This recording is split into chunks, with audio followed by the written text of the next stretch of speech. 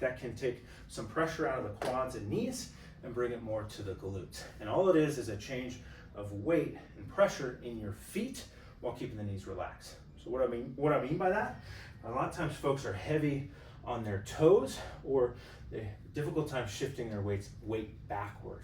And to get to the glutes and the posterior chain, our weight needs to translate backwards. So this drill, I'm going to show 2 ways to do it. The first one doesn't take anything. You're going to just stand here, bend your knees.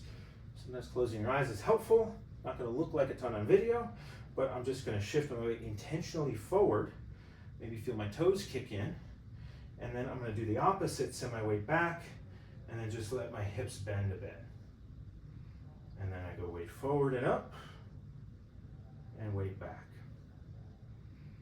Okay. It's okay if your toes come up as you go back. All the way to your full height, all the way back. And then even try side to side as you go kind of forward and back, feel what different angles are like.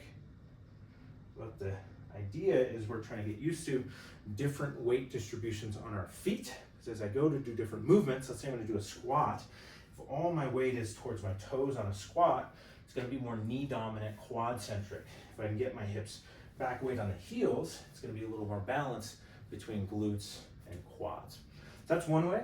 The other way is find something, a pad, a pillow, a towel, shoes that you aren't wearing at the moment, anything, or get your feet up on them, knees slight bend, and then just play with hips back, hips forward, hips back, hips forward.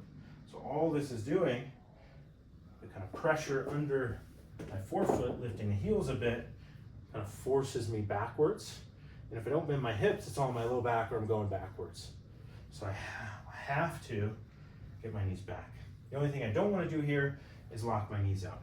So that's where this one can go wrong, because I'm getting here, I'm feeling like I'm going backwards, and I just lock my knees out and come into this arched back, locked knee position.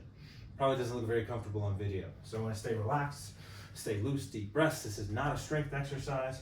This is a movement control, a feel exercise. So I'm soft in the knees, soft in the hips, deep breath, hips a little bit back, hips a little bit forward. And this leads right into different drills on hip hinging, more of a deadlift position, all sorts of various things that require a jump forward, that require weight to the heels. So if you're having fatigue, discomfort, kind of tightness in the front, in the knees, just kind of play around with where your weight is in your feet.